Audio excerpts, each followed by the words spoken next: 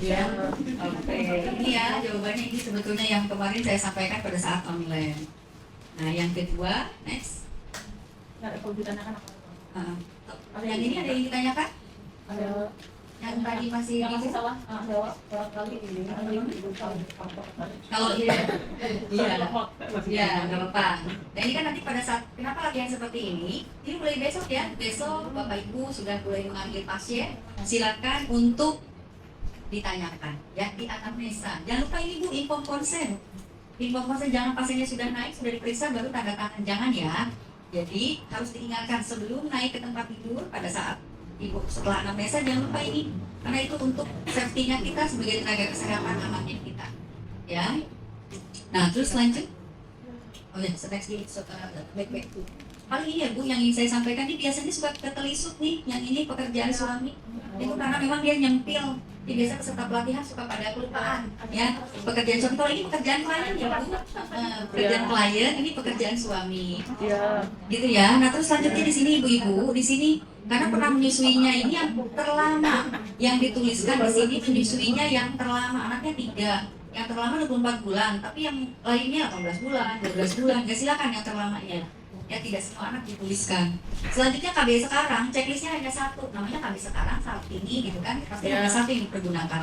Yang KB lama boleh checklist lebih dari 1, namanya riwayat. Ya riwayat kan lebih boleh checklistnya lebih dari 1. Nah paling itu saja yang disampaikan. Di sini sudah ada ya, mulai dari DNA HPP, mulai dari Dovianya, IFA-nya gitu kan. Ada IFA-nya juga dan lain-lainnya ya di sini. Next. Nah ini next. Nah ini nanti gambarnya seperti ini ya, clue-nya ini semuanya silakan ditulis. Nah ini mungkin ditanyakan, besok kan DNA HPP sekalian ya, sekalian DNA HPP. Nanti ditulis berarti tanggal besok tanggal 17 Juni 2026, hasilnya kosongkan. Ya, terus selanjutnya karena besok tidak ada pap smear, langsung ke DOIFA. Pengambilan DOIFA nanti sama Bu Bidan ini disampaikan. Nah, kode-kode ini sebetulnya inisial. Misalkan saya Dewi Nostrianingsih berarti DR. Nih, kode filenya di situ boleh mungkin digunakan nomor urut ya. Nomor urut saja besok. Pasiennya Ibu dapatnya nomor berapa nih, gitu kan? Besok misalkan saya dapatnya nomor 10 dan 20. Yang satu, yang ini nomor 10, DR garis miring 10. Nomor urut ini inisial sebetulnya. Ya karena kita tidak boleh menggunakan nama lengkap seperti itu. Nah ini silakan dilihat, sudah tadi disampaikan juga oleh Bu Emi. Ini apa yang kita lihat, itu yang kita catat terkait dari poinnya dokumentasi. Ini SSK ya. Ini SSK, sambungan squamocolumnar. SSK itu ada di sekitar OUE ya. Cari yang warnanya berbeda, pink tua dan pink muda. Ada sambungan, itu yang dikatakan SSK. Berarti kita gambarkan. Terus selanjutnya di sini SSK-nya tampak, kita tuliskan, jangan tulisnya SSK positif negatif, tidak, tapi tampak atau tidak tampak. Selanjutnya di IFA, silakan hasil IFA-nya apa? Ya, diagnosis cuma ada 2, IFA positif atau IFA negatif. Langsung IFA negatif. Selanjutnya tuliskan ada benang IUD, lihat ya. Di belakang katanya benang IUD dulu, ini kasih keterangan. Jadi walaupun misalkan dokter Hilda, misalkan periksa, hanya menunjukkan gambar ini, saya sudah membayangkan seperti itu ya. Yuk, Bu, di form yang ini ada inspekulo DBN dalam batas normal maksudnya? Nah, berbeda sama yang DBN, itu? ya, ini yang lama belum saya revisi. Itu berarti DBN checklist saja ya. Dalam batas normal. Dalam batas normal. Inspekulo DBN itu dalam batas normal ya. Ya, gitu ya. Itu ya, inspekulo DBN dalam batas normal. Yang kalau tidak normal ya checklist, yang tidak normal ya tuliskan di situ apa. Gitu ya. Next. Nah ini ada ovulana boti, ibu-ibu mungkin nanti pada saat nanti pemeriksaan ini melihat ovulana boti, nanti tulisnya jangan kistana boti ya, tapi ovulana boti, karena kalau kistana boti nanti suka pada takut pasiennya. Di SSR tampak, ini kan ada kecil tampak, IFA-nya negatif, tulis kasih keterangan ovulana boti. Ovulana boti. Seperti itu. Oke. Yuk, next.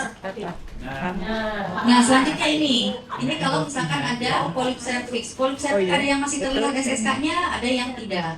Kalau ini masih tampak ya, ada di sini, nih di sini kecil, di IFA-nya negatif terus poliservik. Bu, poliservik apakah harus tetap di IFA ya di DNA HPP? Kalau misalkan dia tidak mengganggu dan tidak menimbulkan perdarahan, silakan. Tapi kalau sekiranya itu besar nih, nggak bisa masuk di serviks sebelah saya, dan pasti kalau kecongkel dikit aja khawatir menimbulkan perdarahan gitu, ya sudah tutup aja langsung rujuk. Tapi jangan lupa dokumentasikan ya, dokumentasikan. Kasih nanti IFA-nya ke pasien itu.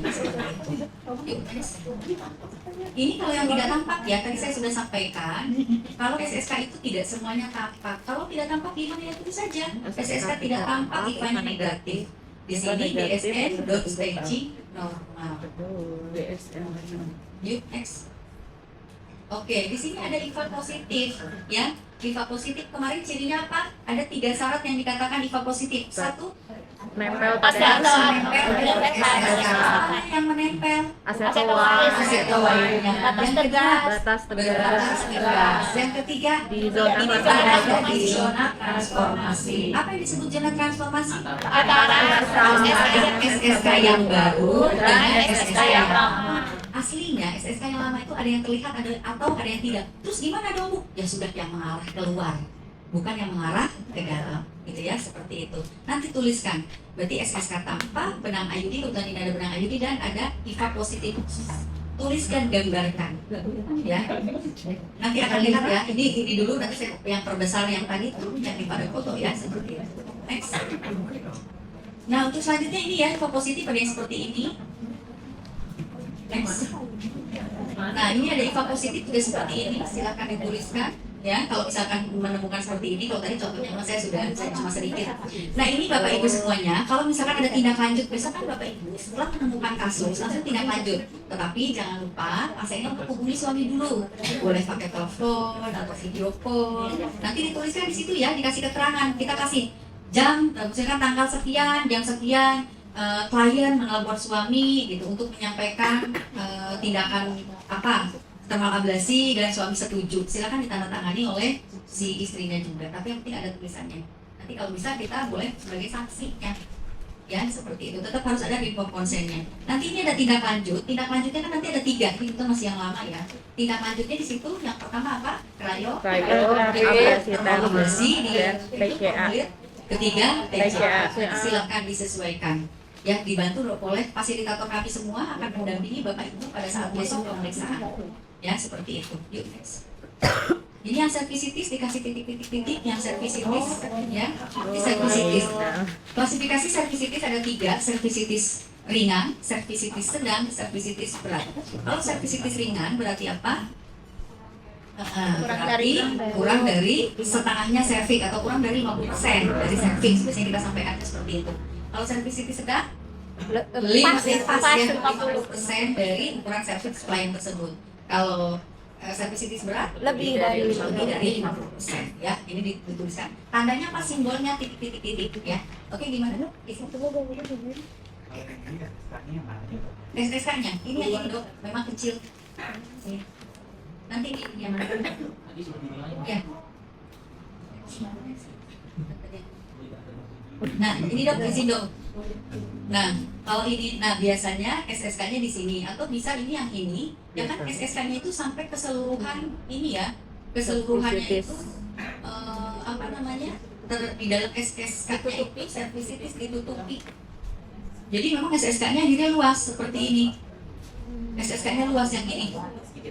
Seluruhnya berarti kenapa harus kita Yang ini jadi SSK-nya di sini dok, yang ini SSK-nya juga di sini karena servisitisnya itu biasanya ada di kolumner. Kalau begitu bisa nggak Bu kita sebutnya, kasih keterangannya SSK tidak tampak karena kan tertutup. Boleh, SSK tidak tampak. Tapi biasanya kalau begitu dok izin di sini terkait dari pengisian formulir. Karena biasanya servisitis itu adanya di dalam kolumner. Nah kolumner itu berada di wilayah SSK.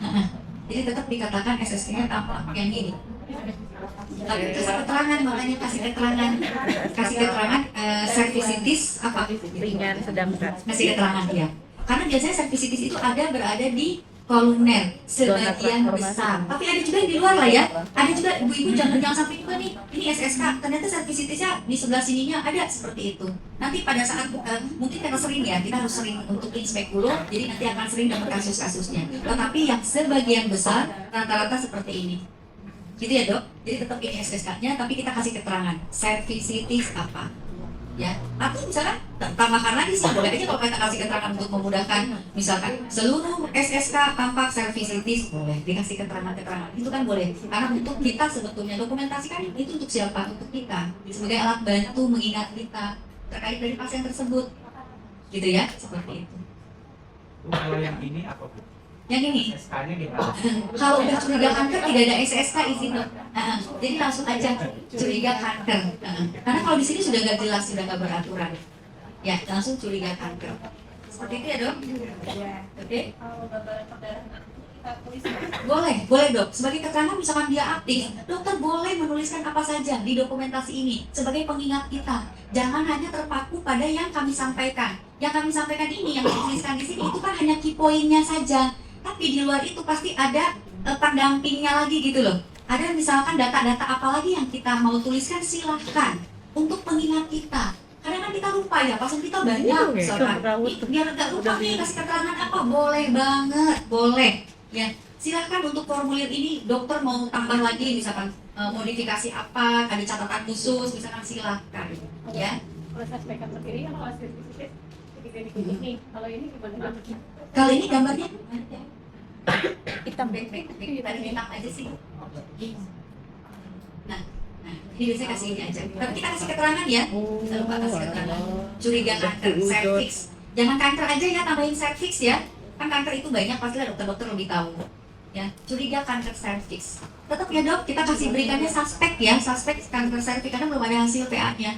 Ya, seperti itu. Kita sampaikannya tetap suspek. Oke, dari saya sudah selesai. Sebelum kita ke lini kapas, ada pertanyaan? Cukup? Ini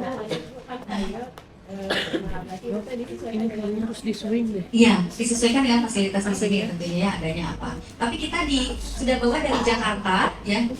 Masukannya ini Fotoakulisnya ya Bu atau thermal ablasi kami bawa dari Jakarta. minta dong swingin, maaf. Besok, Yang polipron. untuk besok Bapak Diswingin, Ibu, kami karena sudah asap bawa berat. 3.